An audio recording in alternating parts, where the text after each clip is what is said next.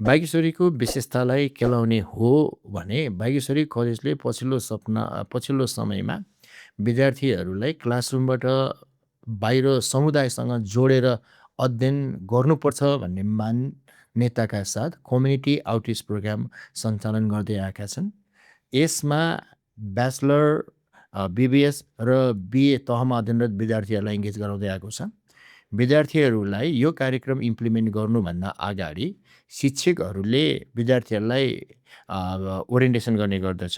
त्यसको भ्यालु, त्यसको सिग्निफिकेन्स र त्यसले भोलि फ्युचरमा उनीहरूलाई प्रोभाइड गर्ने बेनिफिट जस्ता विषयमा केन्द्रित भएर शिक्षकहरूले ओरिएन्टेसन गरिसके पछाडि हामीले कम्तीमा 1 दिन, अदरवाइज 2 दिन या 3 दिनको हामीले विद्यार्थीहरूलाई प्रोजेक्ट डेभलपमेन्ट, यसलाई हामीले मिनी कम्युनिटी प्रोजेक्ट डेभलपमेन्ट भनेर हामी भन्छौँ। त्यो डेभलपमेन्ट गर्नको लागि हामीले वर्कसप, ट्रेनिङ प्रोग्रामहरू सञ्चालन गर्ने गर्छौँ। त्यसका अतिरिक्त विगतमा यस्ता कार्यक्रममा सहभागी भइसकेका विद्यार्थीहरू मार्फत हामीले केयरिङ सेयरिङ प्रोग्राम गराउँछौँ। केयरिङ सेयरिङ भन्नुको अर्थ हामीले हिजो कम्युनिटी इङ्गेजमेन्टमा सहभागी गराइसकेका विद्यार्थीहरू मार्फत उनीहरूको अनुभव, उनीहरूले अनुभूति गरेका कुराहरू अब नयाँ कम्युनिटी इङ्गेजमेन्टमा सहभागी हुने विद्यार्थीहरूमा सेयरिङ गर्न लगाउने गर्छौँ। त्यो प्रोग्राम सेयरिङ गरिसके पछाडि विद्यार्थीहरूलाई हामीले थिमेटिक एरियाजहरू दिन्छौँ। त्यो थिममा बसेर विद्यार्थीहरूले प्रपोजल डेभलप गर्छन्। प्रपोजल भेरिफिकेसन कम्युनिटी इङ्गेजमेन्ट मोबिलाइजिङ टिमले फाइनलाइज गर्छ। त्यो प्रोग्राम फाइनलाइज गरिसके पछाडि विद्यार्थीहरूलाई आफ्नो थिमेटिक एरियाज अनुसार, उदाहरणको लागि कसैले सोसल एन्टरप्रेन्योरसिपमा गर्छन्, कसैले एजुकेसनमा, कसैले हेल्थमा, कसैले इन्भाइरोमेन्टमा, यस्ता विभिन्न सेक्टरहरू छन्। ती सेक्टरमा उनीहरूले प्रोजेक्ट डिजाइन गर्छन्। प्रोजेक्ट डिजाइन गरिसके पछाडि प्रोजेक्ट इम्प्लिमेन्टेसन गराउनको निमित्त विभिन्न एरियामा गएर विद्यार्थीहरूले रिसोर्स पर्सन आइडेन्टिफाई गर्ने, टार्गेट ग्रुप आइडेन्टिफाई गर्ने, रिसोर्स फाइनलाइजेसन गर्ने, प्रोजेक्ट इम्प्लिमेन्टेसनका डेटहरू फाइनलाइज गर्ने, टिम बिल्डिङ गराउने जस्ता कार्यहरू गरेर प्रोजेक्टलाई इम्प्लिमेन्टेसन गर्ने गर्छन्। त्यसरी इम्प्लिमेन्टेसन गरेको कार्यक्रम सक्सेसफुली इम्प्लिमेन्ट भएको छ छैन भनेर सुपरभिजन गर्नको निमित्त कलेजले आफ्ना फ्याकल्टी मेम्बर्सहरूलाई चाहिँ सुपरभिजनको लागि पठाउने गर्छन्।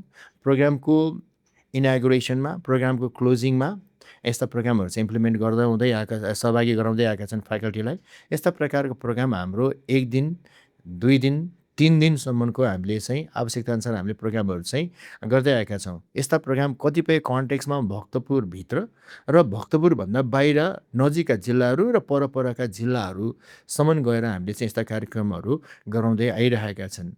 अनि यस्तो कार्यक्रममा सहभागी भइसकेका विद्यार्थीहरूबाट हामीले लास्टमा फिडब्याक पनि लिने गर्छौँ। फिडब्याक लिँदाखेरि विद्यार्थीहरूले वास्तविक रूपमा कम्युनिटीमा गएर जे कुरा उनीहरूले गर्यो त्यो चाहिँ उनीहरूको जीवनको महत्त्वपूर्ण सिकाइ हो भन्ने फिडब्याक चाहिँ हामीले दिएका छन्। जब हामी कम्युनिटी इङ्गेजमेन्ट गराउने प्रयास गर्छौँ, पछिल्लो समयमा विद्यार्थीहरू स्वतःस्फूर्त रूपमा आफू तयारी भएको र आवश्यक नेटवर्किङ फलाना ठाउँमा छ, हाम्रो गाउँमा गएर कार्यक्रम गरौँ न, अथवा फलाना साथीहरूको गाउँमा गएर कार्यक्रम गरौँ न भन्ने प्रकारका सजेसन चाहिँ हामीले दिने गरेका छन्। यसरी हेर्दा हाम्रो कम्युनिटी इङ्गेजमेन्ट प्रोग्राम अहिले एउटा सफल कार्यक्रमको रूपमा चाहिँ हामीले सञ्चालन गरिरहेको एउटा मोडल प्रोग्रामको रूपमा चाहिँ रहेको छ। यसका अतिरिक्त नन क्रेडिट कोर्सेस अहिले पछिल्लो समयमा बागेश्वरीको अर्को आकर्षण हो। विद्यार्थीहरूलाई थ्योरिटिकल नलेज मात्रै दिएर पढाउनुपर्छ भन्ने मान्यता बागेश्वरले राख्दैन। विश्वविद्यालयको कोर्सलाई अहिले हामीले हेर्ने हो भने विश्वविद्यालयको कोर्स धेरै हदसम्म थ्योरी बेस्ड छन्। BBSको प्रोग्राम होस्, BAको प्रोग्राम होस्, थ्योरीमा केन्द्रित भएको छ। थ्योरिटिकल कन्टेक्स्टमा विद्यार्थीहरू स्ट्रङ छन्, तर त्यो थ्योरीलाई प्र्याक्टिकली इम्प्लिमेन्ट गर्ने कन्टेक्स्टमा विद्यार्थीहरू धेरै हदसम्म पछाडि परेको अहिलेको यथार्थ पनि हो।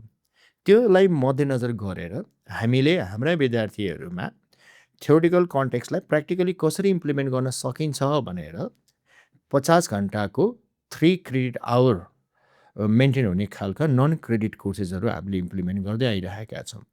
यस्ता प्रकारका नन क्रेडिट कोर्सेसहरू हामीले रेगुलर क्लासेसभन्दा बाहिर हामीले दिने गर्छौँ। यस्ता प्रकारका कोर्सेसहरू कतिपय अवस्थामा हामीले इभिनिङमा सञ्चालन गर्छौँ। कतिपय अवस्थामा हाम्रो रेगुलर कोर्सेस कम्प्लिट भइसके पछाडिको जुन ग्याप छ त्यो ग्यापमा हामीले सञ्चालन गर्दै आइरहेका छौँ। हाम्रो अनुभवमा नन क्रेडिटेड कोर्सेसहरूमा रेगुलर क्लासेसमा आउने विद्यार्थीभन्दा नन क्रेडिटेड कोर्सेसमा सहभागी हुने विद्यार्थीको सङ्ख्या धेरै रहेका छन् र विद्यार्थीहरूले यस्ता कोर्सेसहरू नियमित रूपबाट सञ्चालन हुनुपर्छ भन्ने माग पनि राखेका छन्।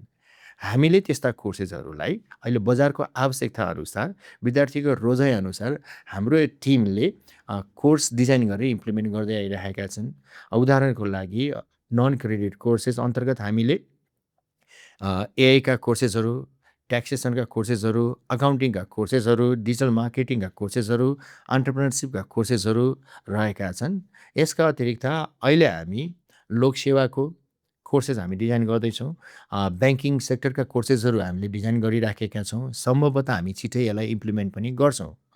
यो कोर्सेसहरू इम्प्लिमेन्टेसन गर्नुको पछाडि बागेश्वरी कलेजले लिएको 4 वर्षमा 4 वटा सिप दिने भन्ने मान्यताले गर्दाखेरि नै भएको हो।